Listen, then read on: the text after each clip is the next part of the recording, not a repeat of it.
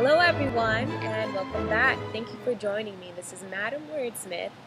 And before I begin, I just want to take a moment to wish everyone a happy Mother's Day. Yesterday was Mother's Day, and I got to spend some time with my beautiful mother, whom I love dearly. She helped to shape me and become the beautiful woman that you see before you today.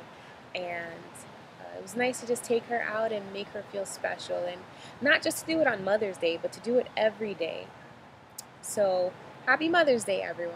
And today, what I want to do is talk to you guys about a Broadway musical that I saw recently, and it is called Fela. I got tickets on Living Social. I don't know if you guys are on Living Social, but if you're a social person like myself, I highly recommend that you get on there. You get awesome discounts to like the coolest events, to museums, to festivals that take place, to Broadway musicals, you name it. There's always some discount on there. So I got 2 tickets to see Fela, and it was phenomenal. I absolutely loved it. This might be my favorite play now, and I've seen quite a few. But Fela is actually the story of Fela Kuti, who's a real person. It's based on a real person, which I didn't know until after the play. I loved it so much that on the way home, I was Googling about the play itself and learned that he's a real person. And it's based in 1977 Nigeria, and he was a composer and performer in Nigeria. And the story basically talks about his political awakening, his African spirituality, and the brutal Nigerian dictatorship against which he struggled.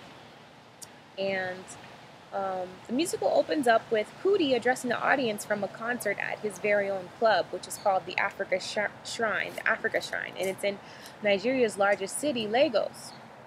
And so he basically starts talking about how his parents sent him to study medicine in London in the 50s, and he ended up going, and he dropped out of school. He just loved music, and he began to listen to jazz and James Brown and Cuban mambo, and combining it with his African roots, the African styles and the rhythms, the drums that he grew up with. And he is credited with being the father of Afrobeat. I'm not sure if you've heard of Afrobeat, but if you haven't, I suggest you listen to it. It's very infectious. It's the kind of music that gets into your bones and your soul, and you have to start dancing. I love Afrobeat. And I had no idea that he was one of the originators of it. So there's some history behind the musical as well. And so he talks about how he, gives us basically a musicology lesson on how he helped create Afrobeat. And what happened was the Africa Shrine became a popular venue and a gathering place for the young people in Nigeria who were opposed to Nigeria's military dictatorship. So they would go there and listen to music, and at times Kuti, Fela, he would stop, and start talking about the things that were going on politically in the country and how he was against them.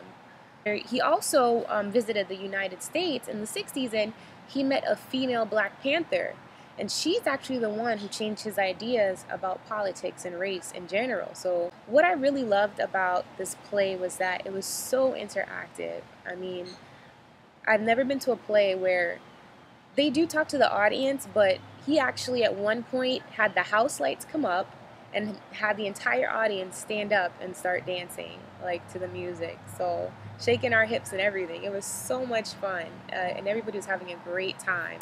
The music was great.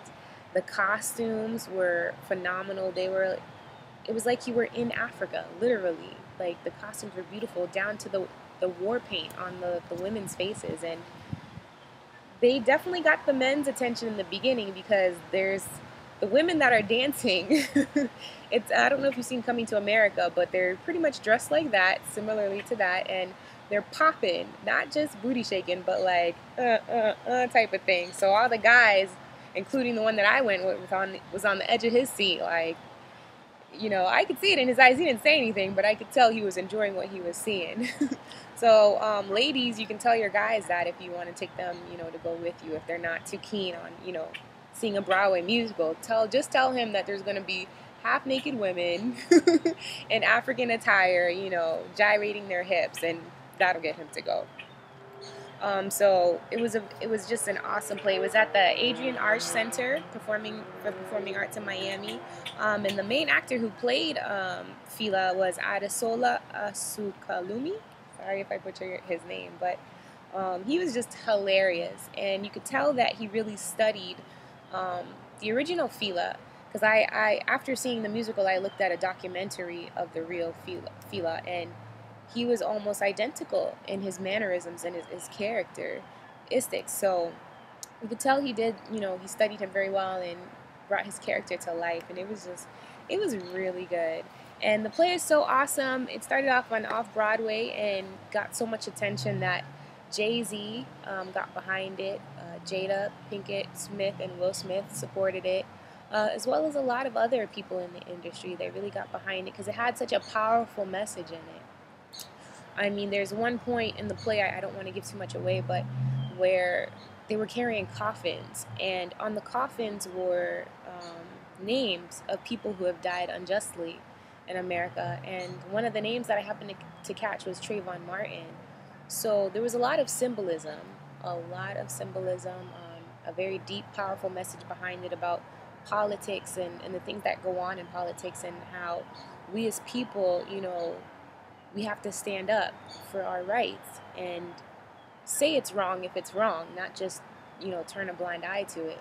So definitely, has you thinking. It makes you laugh. It makes you think. At some points you want to cry. It is just phenomenal. So it's not in Florida anymore, but if it does come to your state, I highly, highly, highly recommend you go see it. It was a wonderful play. So that's my review of Fela. Thank you for joining me, and I'll be back again another time with another great review of something fun to do, whether it's art, a museum. I'll definitely be coming back and bring you guys some more interesting artistic events and fun things to go check out. All right, thank you for joining me, and I hope you have a wonderful day. Au revoir.